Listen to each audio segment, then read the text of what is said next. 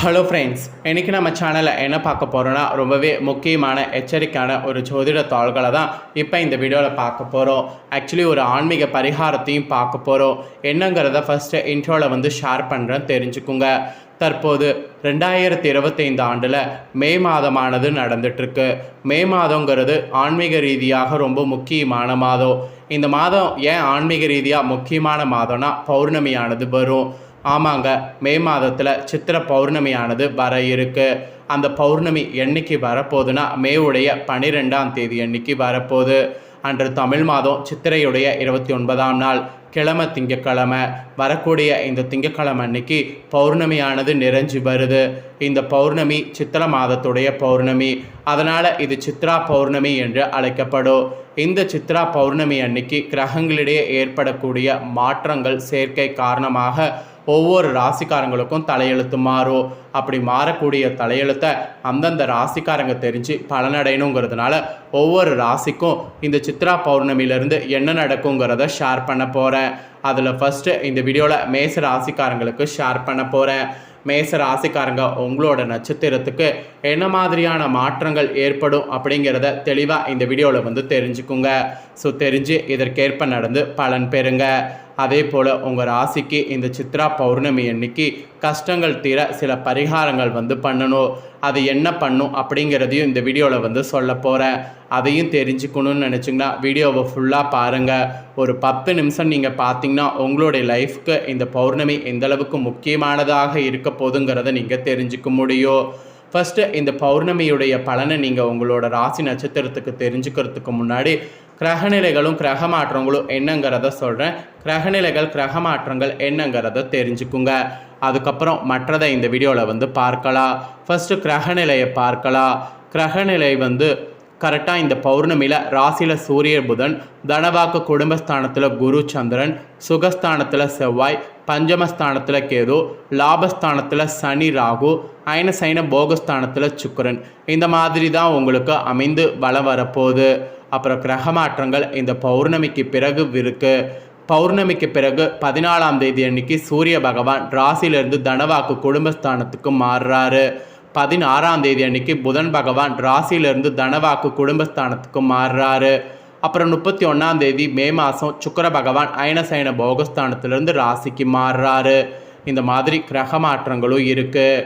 So இந்த பௌர்ணமியில் கிரக அமைப்பு, கிரக மாற்றங்கள், இதனோட அடிப்படையில் நீங்கள் உங்களோட நட்சத்திரத்துக்கு என்ன பலன்களை பெறுவீங்கிறது ஜோதிடர்கள் சொல்லியிருக்காங்க. அதை தான் இப்போ இந்த வீடியோவில் சொல்ல போகிறேன். உங்களோட ராசி நட்சத்திரத்துக்கு என்ன பலன் பெறுவீங்கிறத தெரிஞ்சுக்குங்க. ஃபஸ்ட்டு மேஷராசி அஸ்வினியில் பிறந்தவங்களுக்கு சொல்லப்பட்டிருக்கு. இதில் பிறந்த உங்களுக்கு இந்த பௌர்ணமிக்கு பிறகு பணவரவு அதிகரிக்கும். விருப்பமானவர்களை சந்தித்து உரையாடினீங்கன்னா மகிழ்ச்சியானது அடைவீங்க. மன துணிவு உங்களுக்கு உண்டாகும். எந்த ஒரு காரியத்தையும் துணிவோடு செய்தீங்கன்னா அதிக நன்மையானது அடைவீங்க. போட்டி பந்தயங்களில் ஈடுபடுவதை தவிர்த்துக்குங்க, அதுதான் உங்களுக்கு நல்லது. போட்டி பந்தயங்களில் ஈடுபட்டிங்கன்னா உங்களுக்கு நஷ்டம் ஏற்படும். அப்புறம் கலைத்துறையில் இருக்கக்கூடிய உங்களுக்கு நீண்ட நாட்களாக இருந்த மன அழுத்தம் நீங்கபடியான சூழல் உருவாகும். உடன் இருப்பவர்களுடைய ஒத்துழைப்பு இருக்கும். இருந்தாலும் கவனமோடு செயல்படுவது நன்மை தரும். ஸோ இது அஸ்வினியில் பிறந்த மேச ராசிக்காரங்களுக்கு சொல்லப்பட்ட பலன்கள். அப்புறம் நெக்ஸ்ட்டு பரணியில் பிறந்த மேச ராசிக்காரங்களுக்கு சொல்லப்பட்டிருக்கு. இதில் பிறந்த மேச ராசிக்காரங்களுக்கு இந்த பௌர்ணமியிலிருந்து தொழில் வியாபாரத்தில் ஈடுபட்டு இருக்கிறவங்க மிகவும் எச்சரிக்கையோடு செயல்படுவது நல்லது. மெயினாக வாடிக்கையாளர்களிடம் கவனமாக பேசுவது நல்லது. வியாபார விருத்திக்கு அதுதான் உங்களுக்கு உதவியாக அமையும். உத்தியோகத்தில் இருப்பவர்களுக்கு கோபப்படாமல் மேலதிகாரிகள் சொன்ன வேலையை செய்து முடிக்கணும். அப்போ தான் நல்லது நடக்கும். சக ஊழியர்கள் பேச்சை கேட்டு நடப்பதை தவிர்க்கணும், இல்லைனா நன்மை தருவதாக இருக்காது. ஸோ நன்மை தருவதாக இருக்கிறதுக்கு சக ஊழியர்களுடைய பேச்சை கேட்டு நடக்கணும். ஸோ இதெல்லாம் பரணியில் பிறந்தவங்க ரொம்ப கவனமாக பாருங்கள். அதுக்கப்புறம் அரசியலில் இருக்கிறவங்களுக்கு மன மகிழும்படியான சூழ்நிலை இந்த டைம் உருவாகும். வெளியூர் செல்ல வாய்ப்பு நேரிடும். கட்சி பணிகள் கூட மிக துரிதமாக நடப்பதற்கு சூழல் உங்களுக்கு உருவாகும். மாணவர்களுக்கு கூட கல்வியில் வேகமானது பௌர்ணமிக்கு பிறகு காணப்படும். சக மாணவர்களோட சுமூகமாக அனுசரித்து பேசுவது நல்லது. அப்படி பேசுனீங்கன்னா உங்களுக்கு பெரிய பிரச்சனை எதுவும் வராது. அப்புறம் கார்த்திகை 1ஆம் பாதத்தில் பிறந்தவங்களுக்கு சொல்லப்பட்டிருக்கு. இதில் பிறந்தவங்களுக்கு இந்த பௌர்ணமிக்கு பிறகு கணவன் மனைவியிடையே நெருக்கமானது அதிகரிக்கும். ஆனால் நெருக்கம் அதிகரிக்கிறதுக்கு வாக்குவாதங்களை தவிர்க்கிறது நல்லது. உறவினர்களோடு பேசும்போது நிதானத்தை கடைபிடிக்கிறது நல்லது. பிள்ளைகளுடைய நலனில் அக்கறை காட்டணும், இல்லைனா உங்களுக்கு தான் நஷ்டம் ஏற்படும். ஸோ பிள்ளைகள் வகையில் அக்கறை காட்ட மறக்காதீங்க. உத்தியோகத்தில் இருப்பவர்களுக்கு திடீரென நெருக்கடிகள் ஏற்படலாம். ஸோ எச்சரிக்கையாக இருப்பது நல்லது. பயனற்ற பயணங்கள் உண்டாகலாம். குடும்பத்தில் இருப்பவர்களோடு கவனமாக பேசுவது நல்லது. கணவன் மனைவிக்கிடையே திடீர் கருத்து வேற்றுமை ஏற்பட்டு நீங்கும். பிள்ளைகளுடைய கல்வி தொடர்பான விஷயங்களில் கவனம் செலுத்துவது நல்லது. வாக்குவாதத்தை தவிர்ப்பது நல்லது. பெண்களுக்கு பணவரவு திருப்தி தரும். வெளியூர் பயணம் செல்வதற்கு வாய்ப்பு நேரும். தோழிகளுடன் சுகமாக பேசி பழகுவது நல்லது. இது உங்கள் நட்சத்திரத்தில் பிறந்தவங்களுக்கு இந்த மாதிரி இருக்கணும் என்பது பௌர்ணமிக்கு பிறகு சொல்லப்பட்டிருக்கு. அவ்வளோதாங்க. இந்த பௌர்ணமிக்கு பிறகு உங்களோட ராசி நட்சத்திரத்துக்கு நீங்கள் என்ன மாதிரி நடந்துக்கணுங்கிறத தெளிவாக இந்த வீடியோவில் எக்ஸ்பிளைன் பண்ணிட்டேன். எக்ஸ்பிளைன் பண்ணதை நீங்கள் உங்களோட ராசி நட்சத்திரத்துக்கு தெரிஞ்சிருப்பீங்க. தெரிஞ்சதுக்கேற்ப நடந்து பயன்பெறுங்க.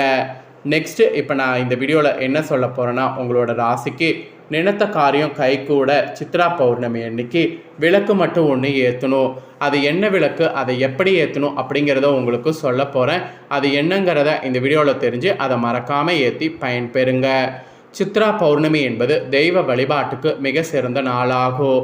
இந்த நாளில் குலதெய்வ வழிபாடு, இஷ்ட தெய்வ வழிபாடு ஆகியவையெல்லாம் செய்திங்கன்னா காரிய சித்தி கொடுக்கும். ஜோதிட சாஸ்திரத்தின் படி சந்திரன் உயிர் ஆற்றலுக்கான கிரகமாக சொல்லப்படுது. அத்தகைய சந்திரனுக்குரிய பௌர்ணமி என்பதால் இந்த நாளில் நாம் செய்யக்கூடிய வழிபாட்டின் மூலம் நம்மளுடைய எண்ணங்களில் இருக்கக்கூடிய ஒரு விஷயம் நிறைவேற வேண்டும் என்ற எண்ணத்தை நிஜமாக்கி கொடுக்கும். இந்த ஆண்டு சித்ரா பௌர்ணமி சித்திர நட்சத்திர நாளில் இணைந்து வருவது இன்னும் சிறப்பானது. சித்ரா பௌர்ணமி அன்று நம்மளுடைய கோரிக்கைகள் விருப்பங்கள் நிறைவேற எளிமையான விளக்க பரிகாரத்தில் செய்தாலே அளவில்லாத பெரிய அளவிலான பலன்களை பெற முடியும். இது சாஸ்திரத்தில் சொல்லப்படுது. பௌர்ணமி அன்று சந்திரனுடைய ஒளிக்காற்றைகள் நம்மளுடைய உடலில் பட வேண்டும் என்பதாலேயே திருவண்ணாமலையில் கிரிவல செல்ல முறை ஏற்பட்டதாக சொல்லப்படுது. சித்ரா பௌர்ணமி என்பது ஒளிமயமான மிகவும் சக்தி வாய்ந்த ஒரு நாளாகும். தெய்வ சக்தி அதிகம் நிறைந்திருக்கக்கூடிய இந்த நாளில் நாம் குறிப்பிட்ட நேரத்தில் குறிப்பிட்ட முறையில் விளக்கேற்றி வழிபட்டால் நம்ம என்ன வேண்டிக் கொண்டாலும் அந்த வேண்டுதல் அப்படியே நிறைவேறும் என்பது ஆன்மீக பரிகார நிபுணர்களே சொல்லியிருக்கிறாங்க. அதனால தான் இந்த வீடியோவில் உங்களோட ராசிக்கு அதை சொல்ல போகிறேன். நினைத்ததை நிறைவேற்றுவதற்கான விளக்கு பரிகாரம் வாங்க பார்க்கலாம். இந்த ஆண்டு சித்ரா பௌர்ணமியானது மேவுடைய 12ஆம் தேதி திங்கட்கிழமை வருது. இந்த நாளில் வீட்டின் பூஜாரையில் அல்லது வீட்டுடைய நடுக்கூடத்தின் தரையில் தேங்காய் ஒன்றை வைத்து கொள்ளுங்க. தேங்காய் சிவனுடைய அம்சம் என்பதால் தூய்மை என்று சொல்லலாம். அப்புறம் தெய்வத்தின் அடையாளம் என்பதால் இந்த பூஜைக்கு தேங்காய் பயன்படுத்துவது நல்லது. இந்த தேங்காய் நகர்ந்து விடாமல் ஏதாவது ஒரு தடுப்பு வைத்து அசையாமல் நிற்க வைத்து விடுங்க. அதன் மீது ஒரு மண் அகல் விளக்க வைங்க. விளக்கு கீழே விழுந்து விடாமலும் நகர்ந்து விடாமலும் இருக்க தேங்காயின் மீது சிறிது மஞ்சள் குழைத்து வைத்து அதன் மீது மண் அகல் விளக்க வைங்க. இந்த விளக்கில் சுத்தமான நல்லெண்ணெய் ஊற்றி திரி போட்டு எந்த எண்ணெய்க்குள் நீங்கள் போடலாம். அதாவது திரியிட்டு எந்த எண்ணெயாக இருந்தாலும் விளக்கேற்ற பயன்படுத்தலாம். அதில் 7 மல்லிகைப்பூ அல்லது ஆவாரம்பூ 2ல் ஏதாவது ஒன்றை போடுங்க. அதோடு சிறிது பச்சை கற்பூரத்தை போடுங்க. விளக்கு ஏற்றுங்க. இந்த விளக்கு ஏற்றும் போது தேங்காயின் குடுமி மற்றும் விளக்கு சுடர் ஆகியவை கிழக்கு நோக்கி இருக்கும்படி வைத்து விளக்கேற்ற வேண்டும். நெய்வேத்தியமாக எது வேண்டுமானாலும் படைக்கலாம். எதுவும் செய்ய முடியவில்லை என்றாலும் வெறும் பழம் மட்டும் வைத்து படைக்கலாம். இந்த விளக்கின சித்ரா பௌர்ணமி என்று நீங்கள் காலையில் மதியம் மாலை என 3 வேளையில் ஏற்ற வேண்டும். ஸோ இப்படி ஏற்றும் போது உங்களுக்கு பயங்கரமான பிரச்சனைகள்லாம் நீங்கி வீட்டில் தெய்வ சக்தி நிறைய கிடைக்கும். அதை விட நல்ல ஒரு இது உங்களுக்கு உருவாகும். ஸோ இதுதாங்க பரிகாரமாக உங்களுக்கு சொல்லப்பட்டிருக்கு. இந்த பரிகாரத்தை மறக்காமல் செய்து பயன்பெறுங்க. ஸோ இந்த வீடியோவை நீங்கள் முழுசாக பார்த்து பயனடைஞ்சது போல் உங்கள் ஃப்ரெண்ட்ஸ் ஃபேமிலி இருக்கவங்களும் முழுசாக பார்த்து பயனடையணும்னு நினச்சிங்கன்னா வீடியோவை லைக் பண்ணி ஷேர் பண்ணுங்கள். அவங்களும் மேசராசிக்காரங்களாக இருந்தாங்கன்னா இந்த தாள்களை முழுசாக பார்த்து இந்த வீடியோவில் இருக்கக்கூடிய இதற்கேற்ப நடந்து பலனடையட்டும். நெக்ஸ்ட்டு நம்ம சேனலில் நிறைய முக்கியமான வீடியோலாம் போடப்படும். அதை எல்லாத்தையுமே உடனுக்குடனே தெரிந்து கொள்ள மறக்காமல் நம்ம சேனலை சப்ஸ்கிரைப் பண்ணுங்கள். கூட பெல் பண்ண ப்ரெஸ் பண்ணுங்கள். அதை நீங்கள் பண்ணிட்டீங்கன்னா இனி நான் போகிற மற்ற அப்படின்னா எல்லா வீடியோஸும் உடனுக்குடனே தெரிந்து கொண்டு பயனடையலாம். ஸோ மறக்காமல் சப்ஸ்கிரைப் பண்ணி பெல் பண்ண ப்ரெஸ் பண்ணுங்கள். நெக்ஸ்ட்டு இதே போல் சுவாரஸ்யமாக வேறொரு வீடியோவில் வந்து உங்களை சந்திக்கிறேன். நன்றி.